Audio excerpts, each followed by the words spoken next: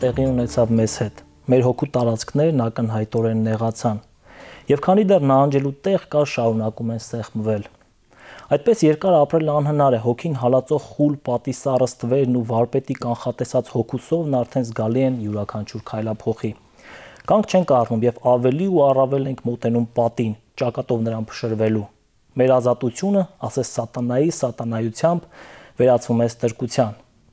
Ընթերցվածը հատված էր Նորայր Ադալյանի այս տարի լույս տեսած Ազատության ստրկությունը խորագրով ժողովածուի համանուն հոդվածից։ Հոդվածն իհարկե ավելի վաղ է գրվել, սակայն այստեղ արծարծող հարցերը արդիական են վերջին 2 տասնամյակների ընթացքում եւ արդիական հնչեղություն են ստանում հատկապես այս օրերին, երբ նշում ենք անկախության հերթական տոնը։ Իսկապես անկախությունը ինչ տվեց մեզ։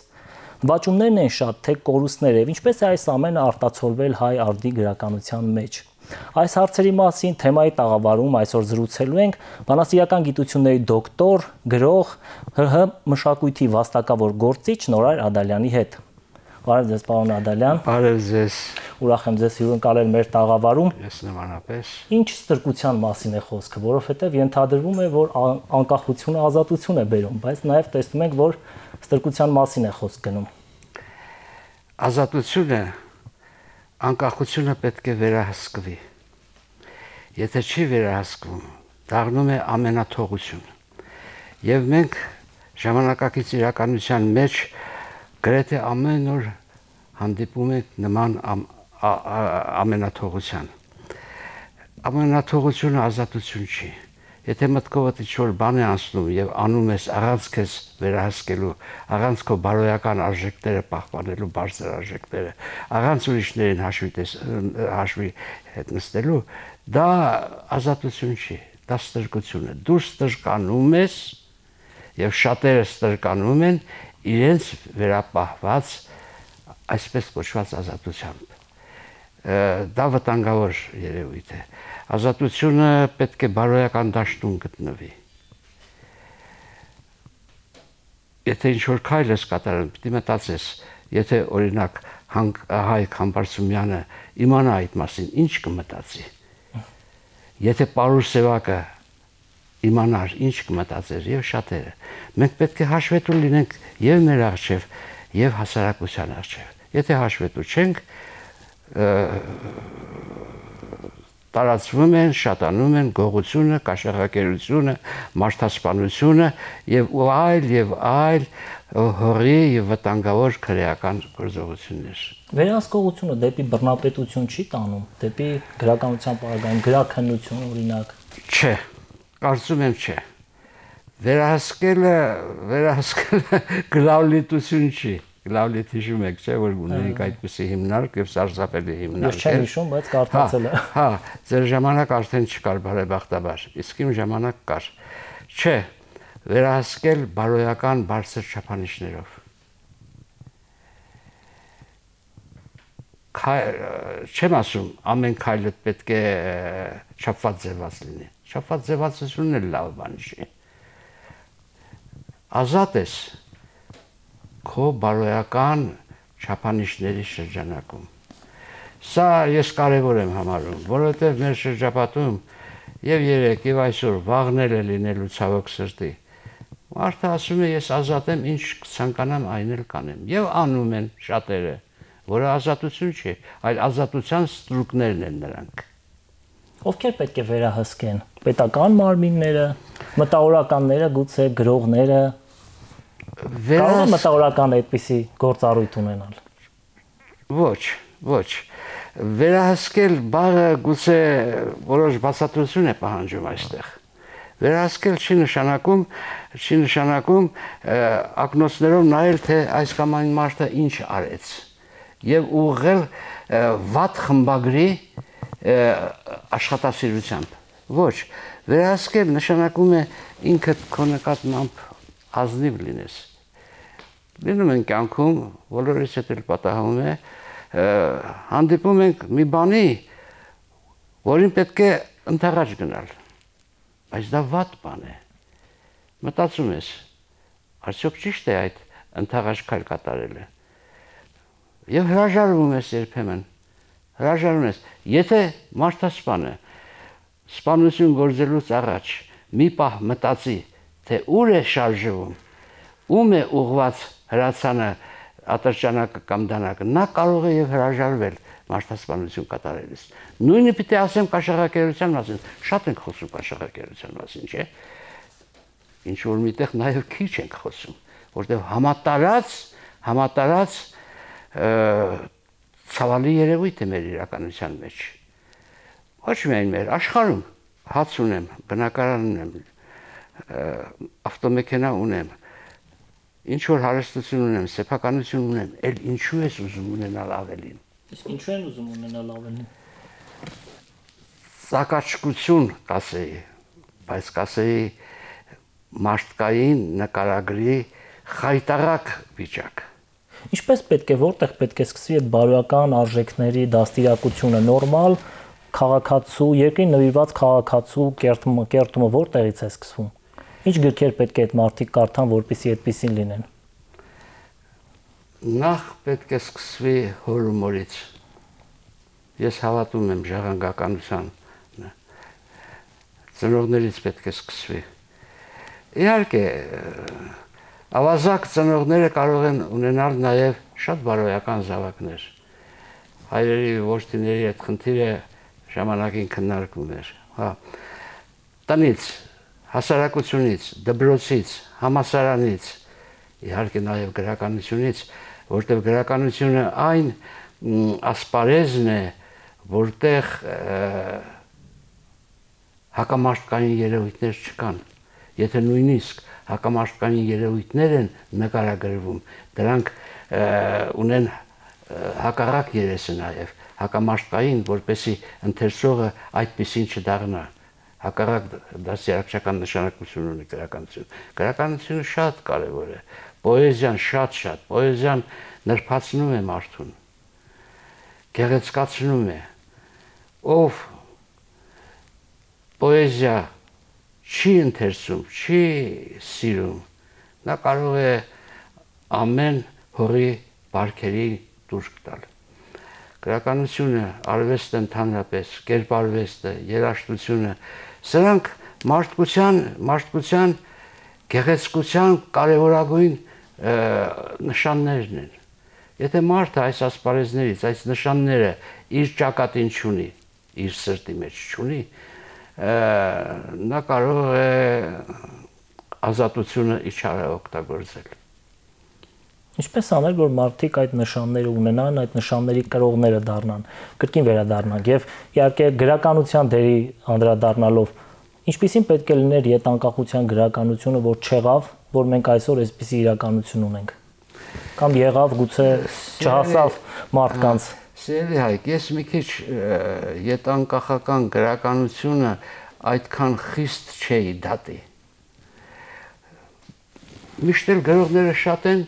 իսկական գրողները շատ քիչ են։ Թումանյանի ժամանակ էլ էր այդպես, միշտ այդպես է եղել։ Հիմա ես ամբողջ սովետահայ գրականությունը աչքիս առաջ է, որտեղ աշխատանքի բերումով ծանոթ եմ եղել։ Քանիսն են մնացել։ Ես կարող եմ այն ժամանակ նշանավոր ամեն օր փողոցում հանդիպող, մամուլում հանդիպող մեծախոսների հիշել գրողների մեծախ, որոնք այսօր վաղուց մոռացվել են։ Նույնիսկ արխիվում չկան։ Գրողների միությունը 400 անդամ ունի, բայց չպետք է պահանջել, որ 400 գրող ունենանք մենք։ Դա սխալ մոտեցում է։ Գրողը իր հորու մորից է լինում, իր ժողովրդի արմատներից է գալիս, իր մշակութային գրական ավանդույթներն է օգտագործում եւ նաեւ իր անաչառությունը, ճշմարտախոսությունը, ազատությունը, որը պետք է արտահայտվի գրականության մեջ, եւ նաեւ նորարարությունը, երբեմն նորարարություն բաղին, որը բաղ չէ, իհարկե հասկացողություն է, կարևոր հասկացողություն է ըստիս, մատների արանքով են նայում։ Մենք ունենք հիանալի գրականություն, բայց չի կարելի գրականության, անցյալի գրականության պոչից կաղչել եւ շարունակել գնալ այդ ավանդույթների ետևից։ օգտագործելով, հարստանալով այդ ավանդույթներով, դու պետք է ինչ-որ նոր խոսք, չասենք նոր, բայց թարմ, ասենք, գուցե թարմ էլ չասենք, ասենք ընթերցողին նորովի հուզող երևույթների մասին խոսես եւ արտահայտես։ Մեր գրականությունը յետանկախության շրջանի կրկին իսկապես այդ հուզող հարցերը բարձրացնում էր։ Թե գնում էր ուղղակի իրականության ետևից, պատկերում էր ինչ-որ կա։ Ես չեմ ուզում անուններ տալ։ Մենք նեղմիտ ենք։ Կամ բոլորն են ընդունելի, կամ ոչ ոք ընդունելի չի։ Երկուսն էլ սխալ է, բոլորը ընդունելի չեն կարող լինել, բայց կան նաև քիչ թվով, բայց ընդունելի հիանալի գրողներ, նկարիչներ, երաժիշտներ կան։ Միայն թե ցավոք սրտի հաճախ նրանց չեն ճանաչում։ Երբեմն ասում են, գրականություն չունենք։ Եղբայր, ճանաչիր, նոր ժխտիր։ Առանց ընթերցելու, առանց կարդալու, առանց ճանաչելու, ինչու ես դու գրականությունը արժե զրկում։ Մենք ունենք ժամանակակից գրականություն։ Ինչու չկա այդ ձգտումը ճանաչելու, ինչու են մարդիկ մտածում, որ այսօր գրականություն չկա։ Իհարկե բազում հարցեր կան, այստեղ միայն գրականության մեղքը չի եւ գրողի մեղքը չի, այստեղ շատ ուրիշ բաներ են փոխվել աշխարհում վերջին տարիների ընթացքում, որ գրականությունը մարդկանցից հեռացել է, կամ մարդիկ են հեռացել գրականությունից։ Երկրորդի հետ եմ համաձայն, ոչ թե գրականությունն է մարդկանցից հեռացել, այլ մարդիկ են հեռացել գրականությունից։ Մարդիկ դարձել են, այս հեռացող մարդիկ դարձել են շատ նյութապաշտ։ Իրենց համար շատ ավելի կարևոր է նստել սրճարանում, ես նաև երիտասարդությանը նկատի ունեմ, մեր համալսարանականներին, որոնց դուք դասավանդում եք, ես էլ ինչ-ինչ աղիթներով շփվում եմ նրանց հետ։ Եվ դասավանդում եք։ Ահա, գրադասում են 1000 դրամ ծախսել սրճարանում նստել, բայց 500 դրամ չտալ եւ գիրք չառնել ու չկարդալ։ Ինձ համար մեծ ցավ է, որ բանասիրական ֆակուլտետներում գրական թերթ չեն կարդում գրեթե։ Գարուն ամսագիրը ցավոք սրտի հիմա ոչ եւս է, գրեթե ոչ եւս չեն կարդում։ Այնտեղ ունեն գրական մամուլ ունենք, գրքեր չեն կարդում, հեղինակների անունները գիտեն, բայց իրենց գործը չգիտեն։ Այս երևույթը իհարկե կարելի է երևի թե բացատրել հասարակական, սոցիալական իրավիճակով նաև։ Բայց մենք մեր ժողովուրդը, մեր հասարակությունը ավելի ծանր պայմաններում է ապրել, քան այսօր։ Ցեղասպանության տարիները ինչ էին։ Հետագա տարիները 20-ական, 30-ական թվականները, ստալինիզմի շրջանը, բայց մարդիկ կարդում էին։ Մեր գրքերը մի 20 տարի առաջ լույս էին տեսնում ամենակիչը 3000 օրինակով։ Եվ կարդում էին, թե ուղղակի գեղեցիկ գրադարակներում։ Չէ, նախ մեր գրքերը գեղեցիկ կազմով լույս չէին տեսնում, շատ հասարակ, նա կարդում էին։ Պրոսպեկտի վրա գտնվում էր գրախանութ կինոնայերի մոտ, դիմացի մայթին, բաժանորդագրական գրախանութ, գիշերներով հերթ էին կանգնում, մարդիկ, ոչ թե պաշտոնյաներ, պաշտոնյաները իրենց պաշտոնատեղերում ստանում էին այդ գրքերը, որպեսզի գնեն այդ գրքերը և կարդում էին։ Ինչ էին փնտրում այն ժամանակ գրականության մեջ եւ գտնում էին գրականության մեջ, որ էլ չեն փնտրում եւ չեն էլ գտնում, գուցե չեն գտնում եւ դրա համար չեն փնտրում յետանկախության շրջանի գրականության մեջ։ Հայք շատ հետաքրքիր հարցեր ես տալիս։ Ինչ են փնտրում։ Ընթերցողը ինչ է փնտրում։ Նախ եւ առաջ կարծում եմ, գուցե սխալվում եմ։ Նախ եւ առաջ փնտրում է իրեն։ Ուզում է տեսնել իր դեմքը, իր կյանքը, իր աշխատանքը, իր տագնապները, իր ցավերը, իր հիվանդությունները, դա է փնտրում։ Եթե հանկարծ կա գրականության մեջ դա, ոչ բոլոր գրողների գրականության մեջ կա, նրանք դառնում են սիրելի եւ գնահատելի։ Ինչու ենք մենք մինչեւ հիմա Թումանյանին պաշտում եւ սիրում։ Աղ այսօր էլ Թումանյանի գրականության մեջ իմ ասած այդ նշած, այդ ցավերը, տագնապները, հոգսերը, բաները ներկա են։ Դրա համար էլ ասում ենք Թումանյանը ապրող գրող է։ Ամեն իսկական մեծ գրող, անկախ որ դարում է ապրել եւ ստեղծագործել, ժամանակակից է։ Այսինքն ժամանակակից մարդը ժամանակակից գրականության մեջ իրեն չի գտնում, իր հոգսերը չի գտնում, ինչ է տալիս այդ դեպքում։ Եթե ընդհանուր ակնարկով եթե գրականության մեջ դրանք կան, գտնում է եւ հետո գրականությունը խոսում ենք վերջին 20-ամյակի մասին, հա։ Ցավալի է գրականությունը, արվեստը, մշակույթը ընդհանրապես երկրորդական պլան է մղվել հասարակայնորեն։ Երկրորդ պլանում է գտնվում։ Առաջի պլան է եկել ոչ Հայաստանի ոչ բարվոք գյուղատնտեսությունը, ոչ բարվոք արդյունաբերությունը եւ այլն։ Նյութականությունը, փողը,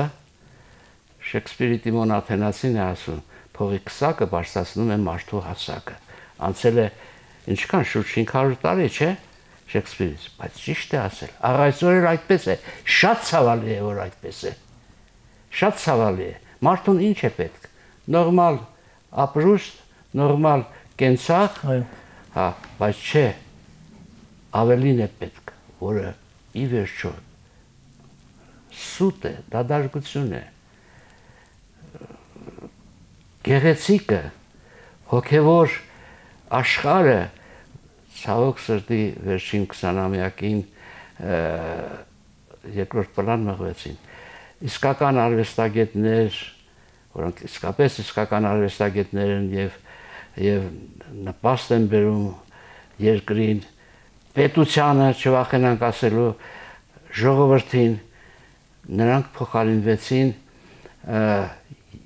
բաղաձայն երգիչ երգչուհիներով,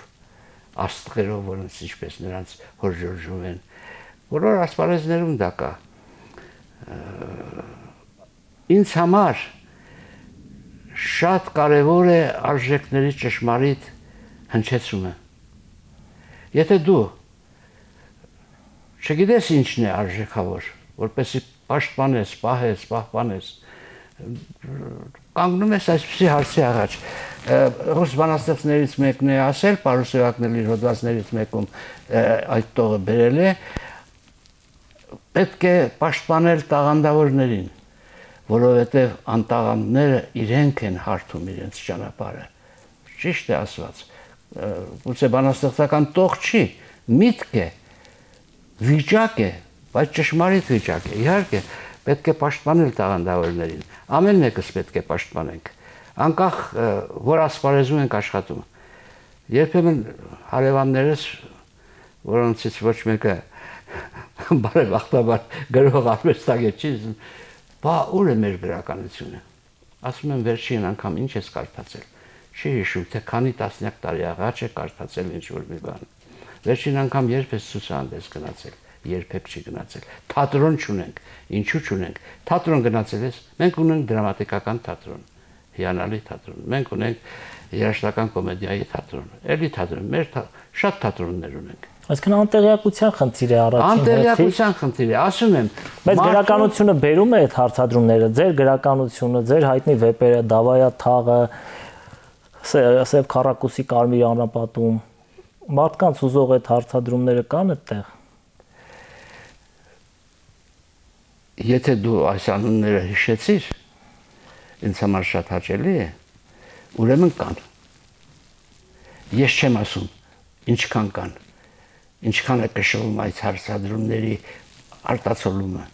չեմ կարող ասել, դա իմ ասելու բանը չի։ Իհարկե կան, իհարկե կան։ Իհարկե կան, եւ ոչ միայն իմ այդ վեպերում կան, ուրիշ գրքերում էլ կան։ Կան, պետք է ճանաչել մարդուն դատապարտելուց առաջ, գրականությունը, արվեստը դատապարտելուց առաջ, բարի եղեք ճանաչել գրականությունը եւ արվեստը։ Հետո ձեր դատավճիռը կայացրեք։ Բայց այս բարոյականությունն էլ է մեզ զրոյացել։ Առանց իմանալու խոսում ենք։ Անկախությունը իհարկե միայն արժեքների է, կորուստը չի, անկումը չի, իհարկե նվաճումներ կան շատ։ Եվ նաև այստեղ գալիս ենք էլի այդ խնդրին։ Գրականությունը որքանով կարողացավ գոնե այդ նվաճումները փոքր, գուցե չգիտեմ, քիչ ներկայացնել ինչ-որ կերպ։ Ինչը գուցե կնպաստեր նաև մեր պետության նկատմամբ հարգանքի մեծացմանը, մարդկանց վերաբերմունքի փոփոխությանը, պետականության գիտակցության հաստատմանը։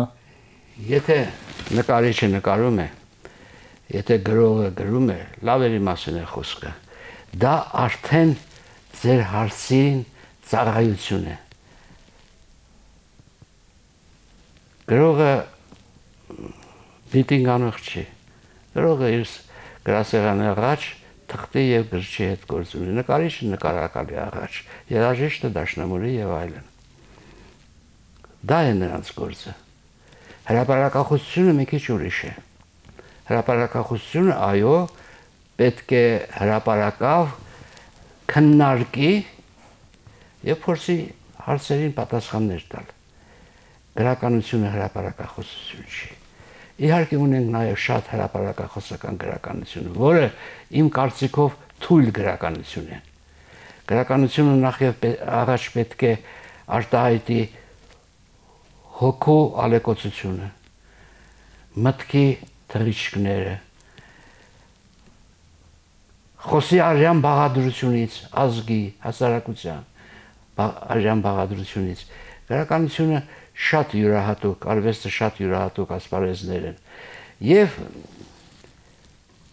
հիմա եթե ձեզ հարցնեմ, ինչու չեք խոսում չինարեն։ Ասեք չեմ սովորեցել, չեմ խոսում, բայց փորձեք որևէ հայ մարդու այսօր ասել, դու գրականություն չես հասկանում, ոնց թե կվիրավորվի, դու նկարչություն չես հասկանում, շատ կվիրավորվի։ Ահա ընդունում ենք, որ չինակերեն կարելի է չիմանալ եւ չվիրավորվել, բայց ինչպես կարելի է գրականություն, նկարչություն չիմանալու համար մեղադրանք հարուցել մեզ։ Պետք է որ գրողը գնար հանրահավաքի, այնտեղ բարձրաձայներ, պոպուլիստական հայտարարություններ աներ, գուցե դրանով ավելի հայտնի դառնար եւ հետո իր բարձրաձայն գրականությունը անշուշտ հայտնի կդառնար, այդպիսի մի քանի գրողներ եղել են։ Անշուշտ հայտնի կդառնար, բայց հայտնի չէր դառնա նրա ստեղծագործությունը։ Գուցե։ Այսօր մեր իրականությունը ներշնչում է այս իրականության մեջ ապրող գրողին։ Ինձ ներշնչում է։ Ներշնչել է հասկանանք բազմակյուն ձևով, ոչ թե ինձ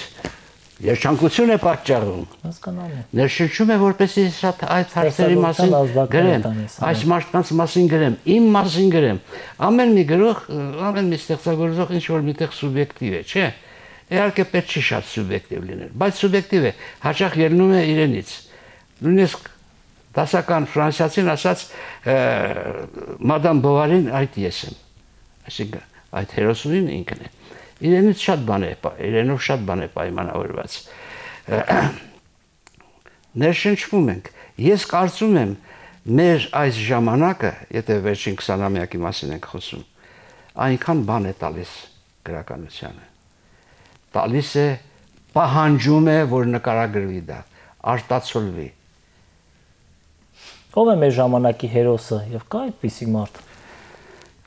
Կամ ով կցանկանայիք, որ լիներ մեր ժամանակի հերոսը։ Մեր ժամանակի հերոսը Լերմոնտովից է գալիս, չէ՞։ Այո։ Հա, եւ Լերմոնտովը հանճարեղ գրող է, բայց այդքան խոսել մեր ժամանակի հերոսի մասին, մեր օրերում ճիշտ չի։ Սովորաբար եւ սովետական տարիներին մեր ժամանակի հերոսը եղավ, ասենք թե Պալևոյի վիպակի հերոսը։ Այսինքն անպայման հերոսական պիտի լինի, անպայման պետք է լինի ստախանովական, անպայման պետք է լինի մի կովից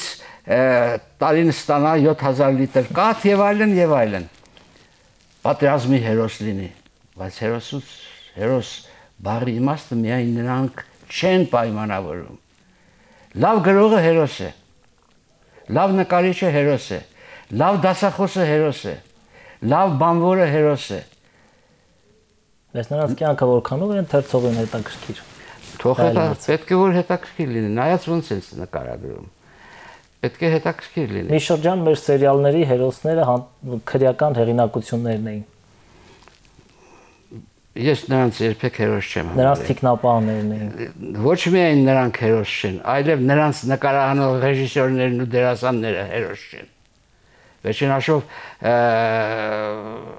բարոյական չափանիշներ պետք է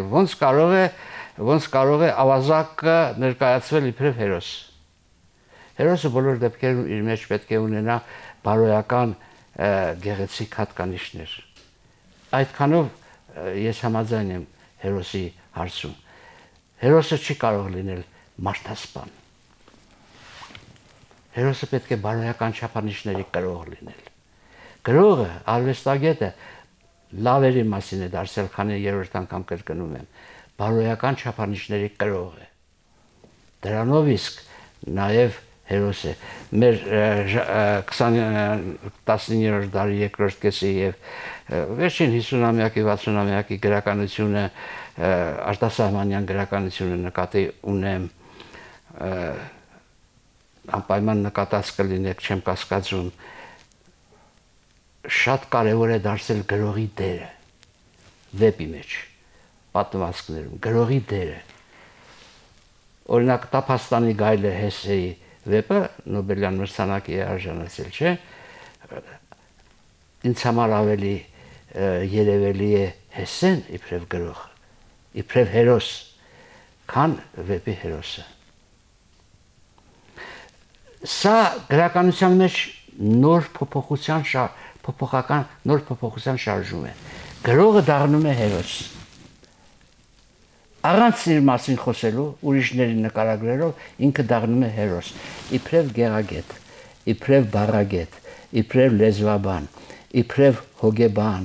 իբրև գեղեցիկի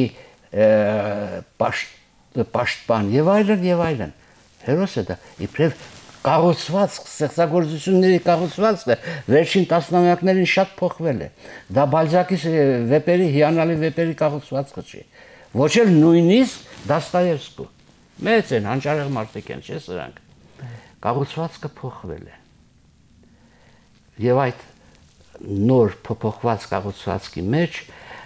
առաջին պլան է եկել ըստ իս տեսաբանական բան եմ ասում, երևի գուցե եւ սխալվում եմ, առաջ է եկել, առաջին պլան է եկել գրողի նկարագիրը, գրողի դերը։ Ինչ երևի ամփոփելով նաև մեր զրույցը խոսեցինք հարցադրումների մասին, ինչ խնդիրներ կան, որ կցանկանաք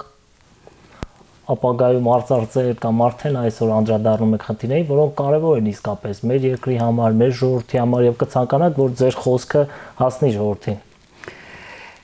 Ես պետք է մոտ ժամանակից մի 10 օր հետո պետք է ձեզ զանգահարեի եւ խնդրեի գրական թերթում կարդալ իմ վերջին պատմվածքը, կոչվում է Հանճարը։ Պատմվածքի վերնագիրն է Հանճարը։ Պետք է զանգահարեմ, կհիշեցեմ, ես չգիտեմ որ համարում է լույս տեսնելով, բայց ես կհիշեմ եւ կարծում եմ մեր հեռուստադիտողներն էլ կհիշեն։ Հանճարը։ Ո՞վ է Հանճարը։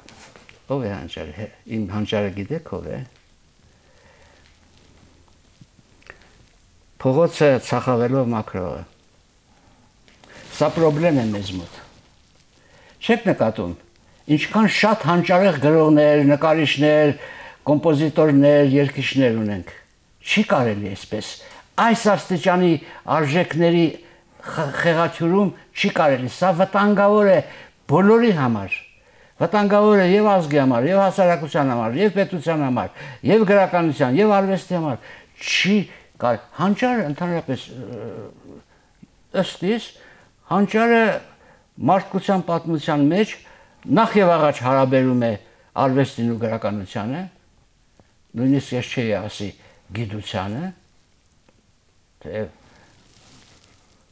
աներակայելի մեծ գիտնականներ կան աշխարհում եւ եղել են Հոմերոս, Շեքսպիր, Գյոթե, Պուշկին եւ այլն։ Հանճարը առնչվում է գեղարվեստի հետ։ Այդպես եմ ես մտածում։ Բայց հիմա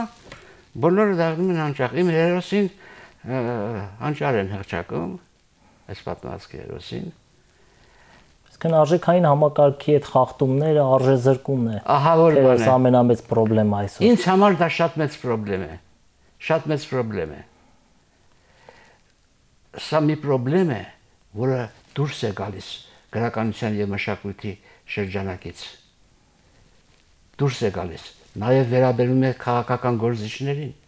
նաև վերաբերում է պաշտոնյաներին, քաղաշխատողներին եւ այլն եւ այլն։ Մեկ էլ տեսնում ես այնպիսի գնահատականներով է ներկայացվում, որ առնես գլուխդ ու փախչես այս երկրից դեպի այս երկիրը։ Այո։ Հուսանք որ փախչողները նորից կգան դեպի այս երկիրը։ Հա։ Շնորհակալություն զրույցի համար, շատ տարբեր հարցերի անդրադարձանք, ավելի կարծես թե բացասական, հորատեսական երանգ կար մեր զրույցում, բայց